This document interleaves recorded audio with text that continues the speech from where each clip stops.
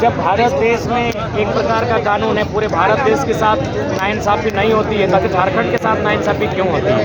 अभी यहाँ 8 लेन सड़क का निर्माण किया जा रहा है। कई क्षेत्रों में सुनने में आया कि 3000 प्रति डिसमिल ज़मीन एक्वायर किया जा रहा है, यानी एकड़, अगर 1 एकड़ की बात करें तो 3 लाख। वही आदमी अपनी 1 एकड़ ज़मीन खोने के बाद वापस यदि मार्केट में ज़मीन खरीद जाएगा 3 लाख लेके, तो बड़ी मुश्किल से 1 डिसमिल ज़मीन खरीद पाएगा, यानी 99 डिसमिल ज़मीन का नुकसान उसको हो रहा है। तो भाई इन चीज़ों को कोई ध्यान में रखता क्यों नहीं है? इतनी हमारी व्यवस्थाएं सुविधाएं झारखंड के साथ क्यों? और जहाँ तक हमें समझ में आता है, जो भी आज सड़कों का जाल बिछ रहा है वो किसान कामगारों के लिए नहीं, कॉर्पोरेट उद्योगपति और अरबपतियों के लिए। बनारस से कलकत्ता तक ऑलरेडी हमारी सड़क है, जो बरही चौपारण को छूती है, बगोदर, डुमरी, तोपचाची, बरवड्डा को छूती है, निरसा को छूती है। ऑलरेडी हमारे पास सड़क है। तो ये सोचने का विषय है कि सड़कों का जाल क्यों, किसके लिए? ये सारा जाल केवल और केवल यहाँ की खनिज संपदा को जितना जल्दी हो सके बाहर करके ट्रांसपोर्ट के माध्यम से देश के कोने कोने तक पहुँचाने। झारखंड भूख में है, झारखंड लाचारी में, झारखंड बेरोजगारी में है। तो मुझे लगता है झारखंड को एक बेहतर लीडर की आवश्यकता है, जो हमारे लिए लड़ सके, चाहे उसकी प्राणों की आहुति क्यों न देना पड़े। इसलिए आज हम लोग आए एक माहौल बनाए।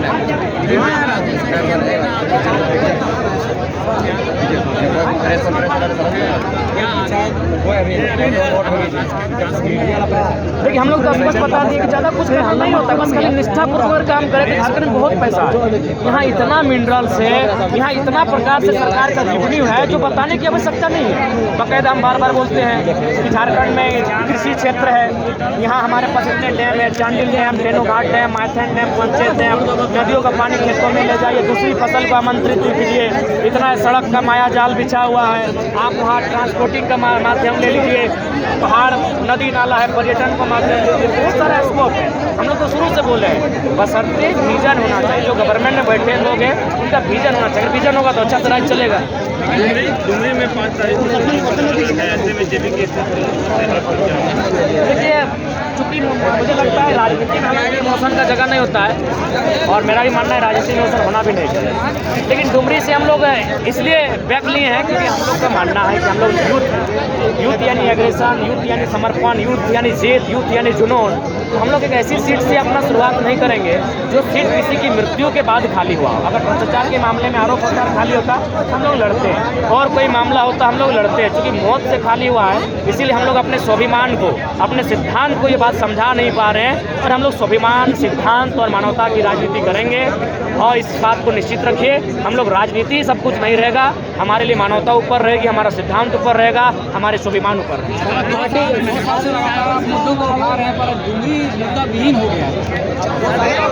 नहीं। मुझे लगता है डुमरी चुनाव से पहले हम वहाँ के जो जनता है उनको संदेश देंगे।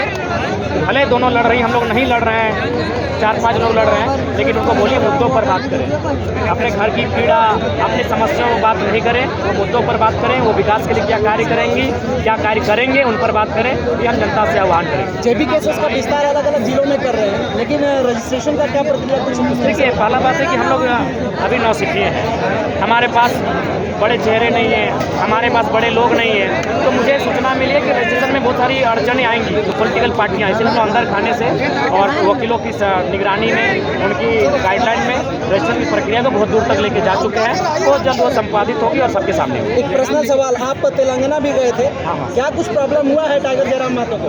प्रॉब्लम है, बहुत सारी समस्याएं हैं, फिजिकली, मेंटली बहुत सारी समस्याएं, लेकिन चूँकि मैं चाहता हूँ कि अपनी समस्याओं को अपने भीतर रखें तो बेहतर होगा। क्योंकि जनता, देखिए आप सार्वजनिक हैं, आप एक नहीं है गया, क्योंकि इसलिए आप जनता के हैं, तो ये जो है सो सार्वजनिक करना गलत बात नहीं होगा। क्या प्रॉब्लम हो गया आपको? देखिए, मेरा प्रॉब्लम है 2 साल से कंटिन्यू एक सबका एक शेड्यूल होता है, सुबह 6 बजे 7 बजे के बीच उठना, मेरा 11 बजे सोने का टाइम होता है, 11 से पहले मेरा 2-3 रहा, यानी हमने समय को ही चैलेंज कर दिया, तो नुकसान होगा। फिर हम भी तो इंसान हैं, तो उसी के कारण और 2 साल से सफ़र होने के कारण सर में, गला में, सीना में और 3-4 जगह 7 इसी जगह है जहाँ समस्याएँ हैं, और उसी को लेकर गए थे। आवाज़ नेचुरल है, बाकी हमको भी बहुत बुरा फील हो रहा है। आज लेट से भी इसी कारण आया कि तबियत खराब था।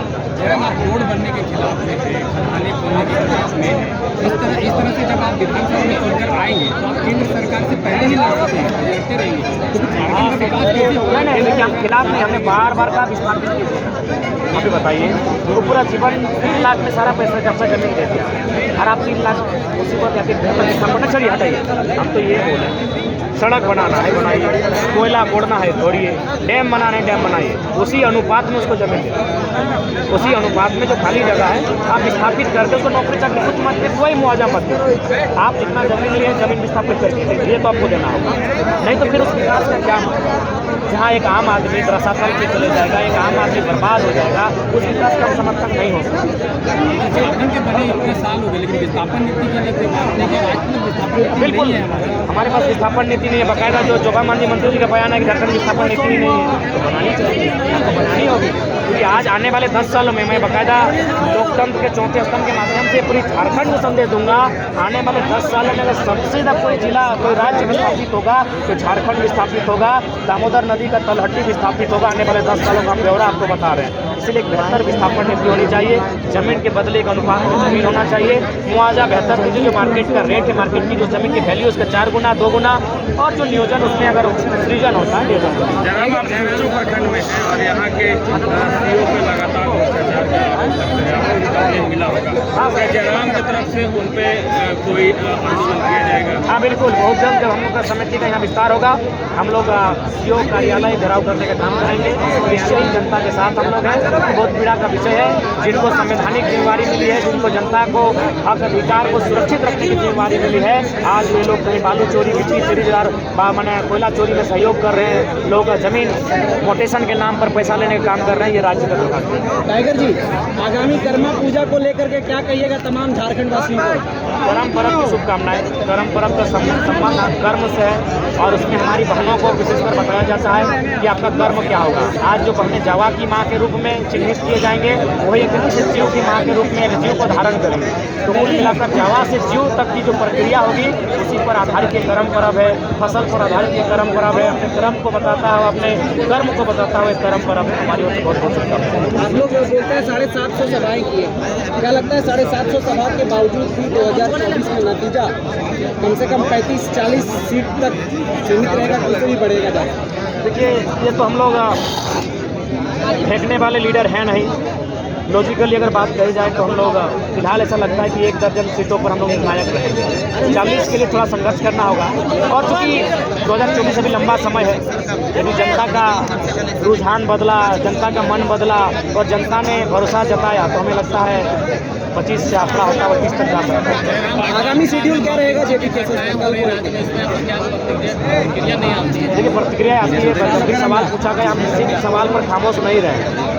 हमारी प्रतिक्रिया यही है कि आज झारखंड सरकार को तमाम ये जो अपराध हो रहे हैं उन पर संज्ञान लेते हुए अपराध के मामलों में विशेष अपराधों के लिए कानून बनाएं और त्वरित सजा का प्रावधान हो, ताकि अपराधी डर भय के साथ अपराध करने से संकोच करें। सभी पार्टियों में जिस तरह से गुटबाजी होती है उसी तरह से आपकी पार्टी में भी पार्टी बनी नहीं है, इस तरह से गुटबाजी की खबरें आ रही है, उसको आप कैसे निकलेंगे? देखिए, स्वाभाविक है, मानव में दोष होता है। अगर मानवीय दोष नहीं होती तो भारत गुलाम नहीं होता, झारखंड को अच्छा नहीं लगता। स्वाभाविक है, इस चीज़ से कोई अस्वीकार भी नहीं करेगा, लेकिन हम लोग प्रयास करेंगे कि हमें जनता ने एक उम्मीद के साथ हम लोग की ओर देख रहे हैं, और तो अपने जो भी हमारे साथी हैं उनसे निवेदन करेंगे कि जनता के भरोसे पर उतरने का काम करें। अंतिम में